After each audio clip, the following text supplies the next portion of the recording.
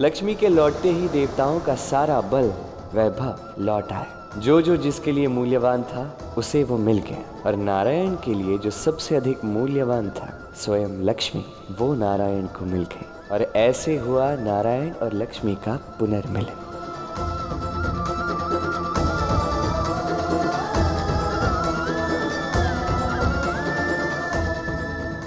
आज अनंत वर्षों पश्चात पुनः मिलन हुआ है चंचला। किंतु ये अनंत काल एक क्षण की ही भांति बीता है नारायण। कैसे? आप ही ने तो कहा था ना स्वामी, यदि हृदय में अपार प्रेम हो और सारा ध्यान उसी पर केंद्रित किया जाए तो अनंत का विरह भी क्षण भर का ही प्रतीत होता है। मैंने इसी का अनुसरण किया है नारायण। अर्थात अब तुम ध्यानी हो गई हो, चंचल नहीं रही। ऐसे तो मैं तुम्हें कभी चंचला पुकार ही नहीं पाऊंगा।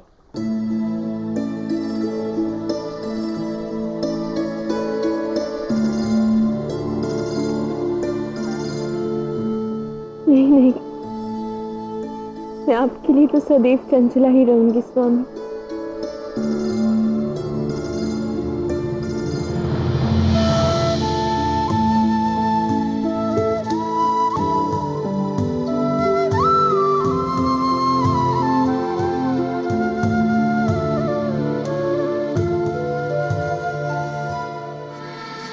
राधा और गोविंद और अयन अभी तक लौटे नहीं।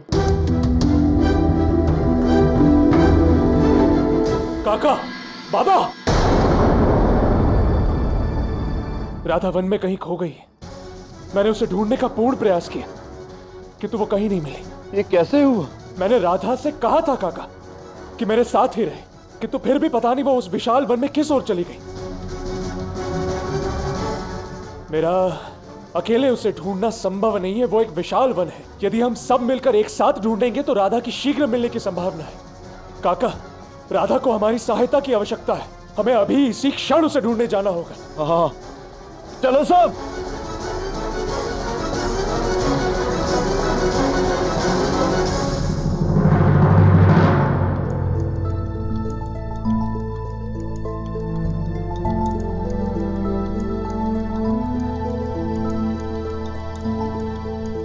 कृष्ण, हम तो घर जा रहे थे ना, तो फिर ये तुम मुझे कहाँ ले आए? क्यों? तुम्हें तुम्हारी जन्म दिवस का उपहार नहीं चाहिए?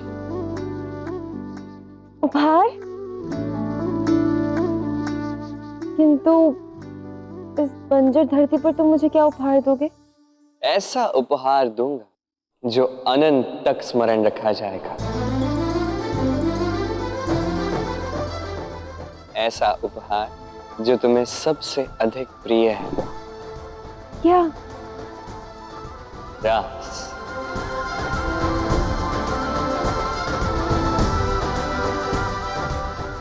रास?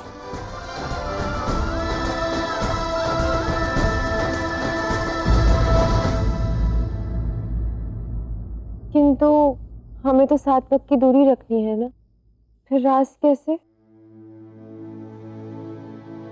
बैठो बैठो।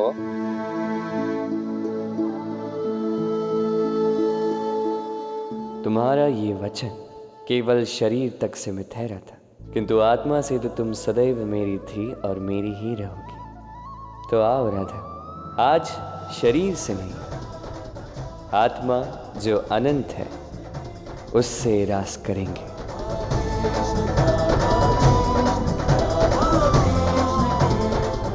अनंत रास करेंगे।